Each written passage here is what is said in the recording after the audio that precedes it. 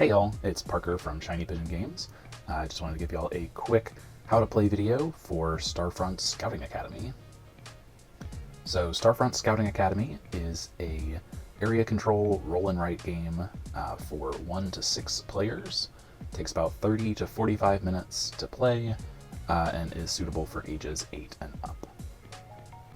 So in the game, we are playing as planetary scouting students who are taking their final exams.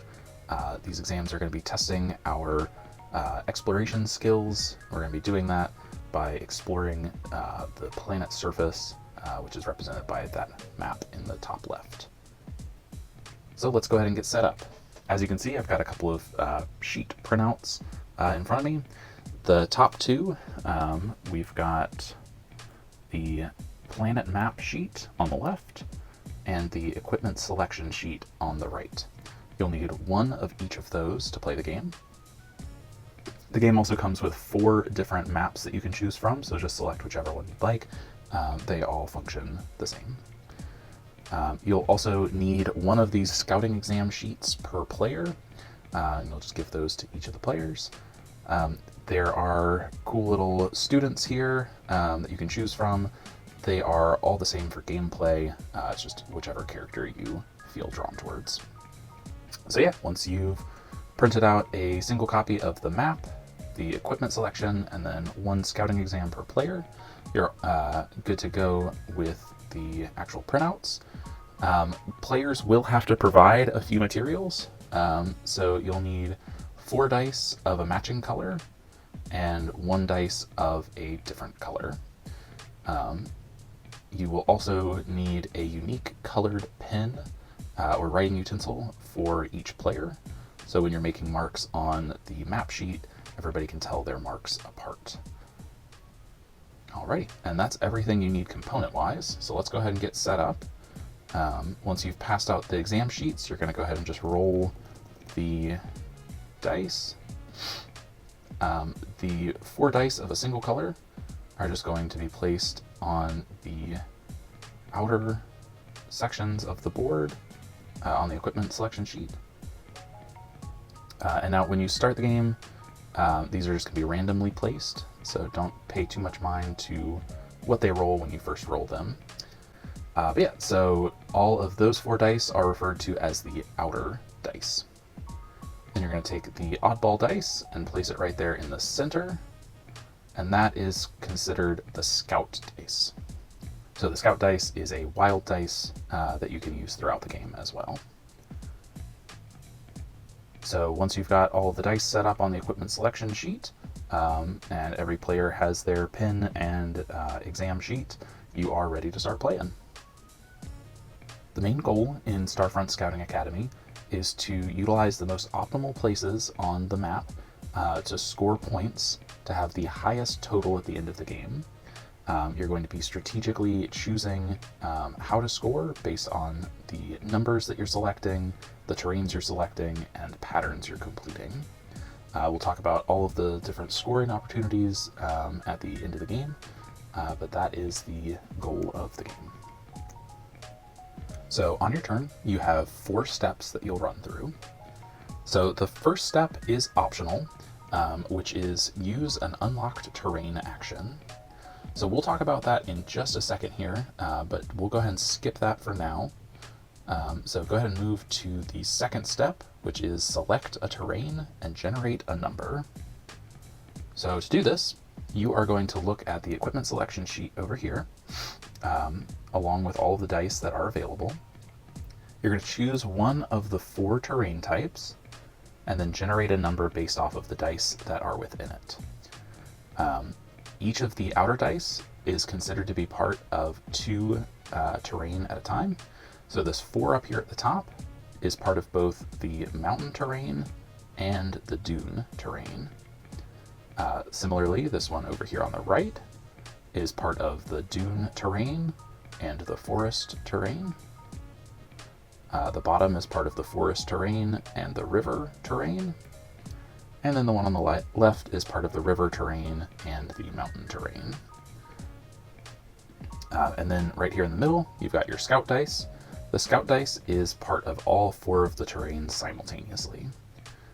So when you're generating a number for a terrain, you're going to have 3 dice available to use for each of them. So let's actually go ahead and talk about how you're generating these numbers. So we'll start up here in the top right with the dune. With that, you're going to subtract 1 dice from another dice. So we've got a 4 and a 6. So 6 minus 4 is 2. 6 minus 1 is 5. And 4 minus 1 is 3. So for this dune on this turn, I could generate a 2, a 5, or a 3. Hopping down to the forest in the bottom right, we have the ability to add 2 dice together.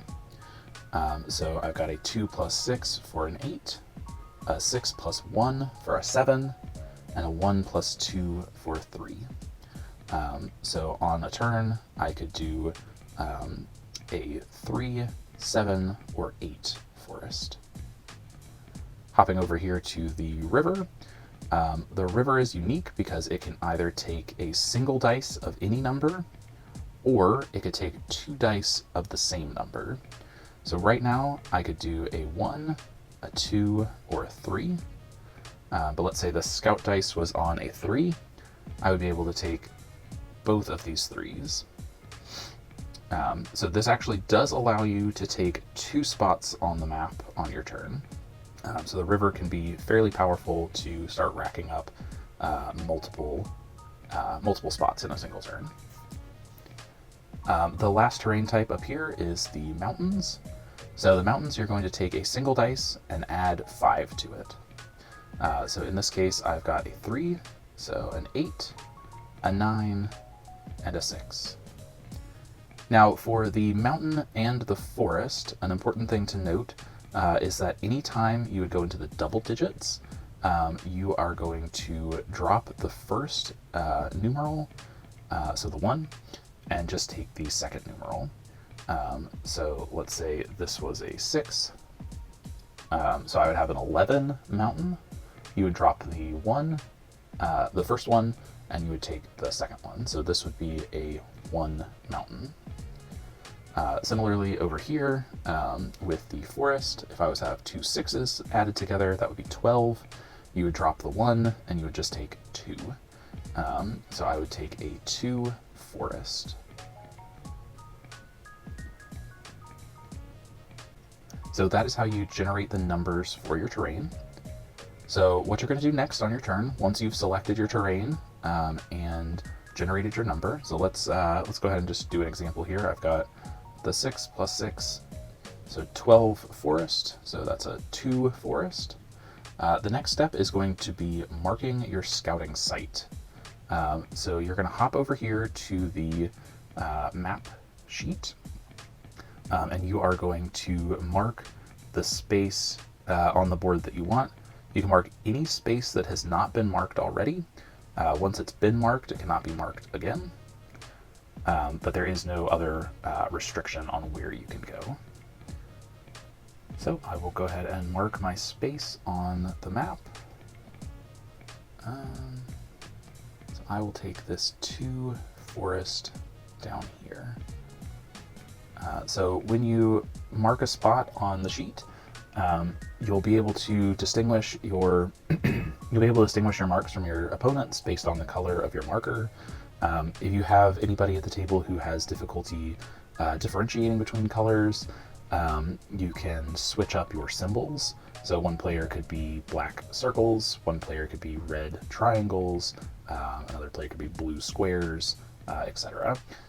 So just try to be mindful of all of the players that you're playing with to make sure everybody can distinguish who is making what marks on the board.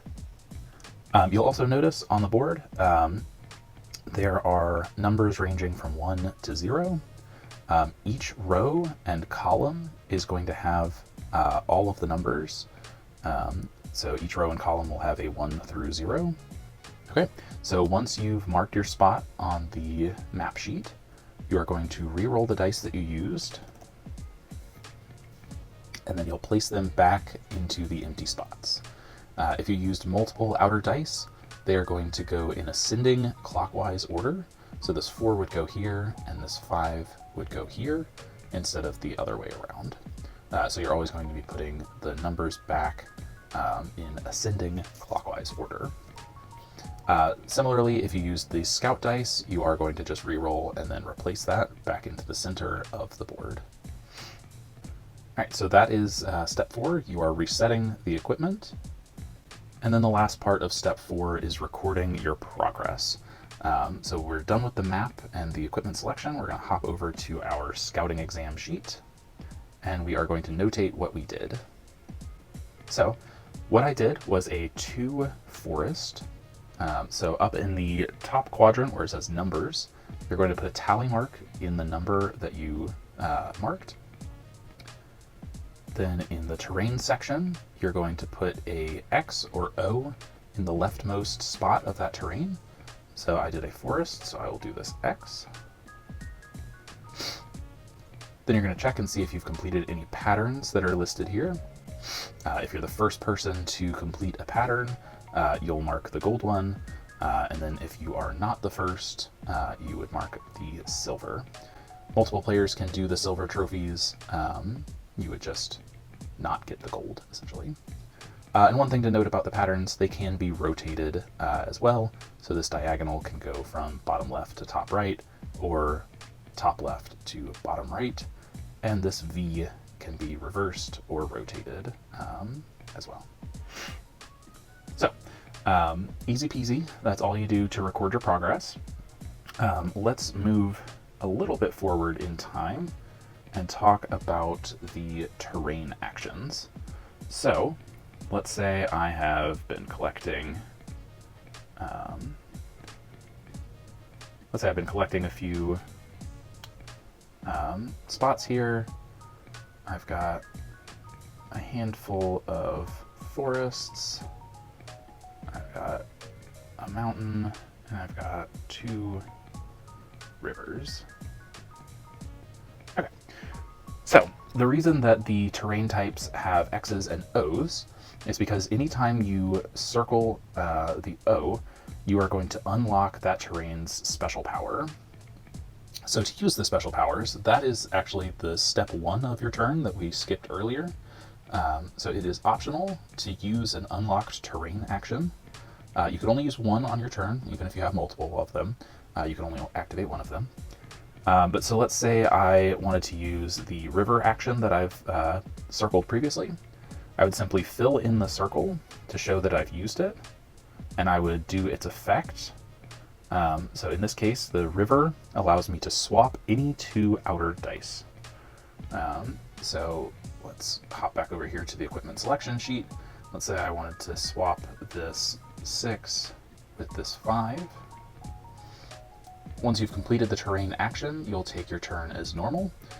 So since I moved those around, let's say I used the 5 and the 4 to generate a dune 1, and that would be why I did the terrain action. All right, so that is how those work, and we'll just run through what the actual actions are real quick. So the mountain allows you to set 1 dice to any number, which is really powerful.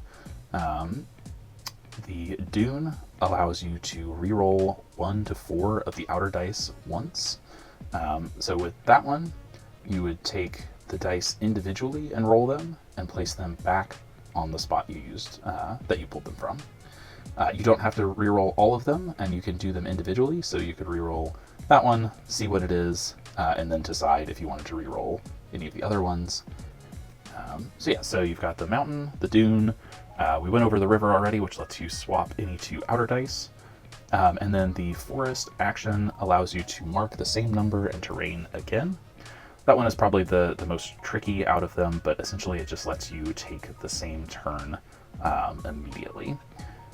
So had I done, let's say I did this 6 river, where I mark this here,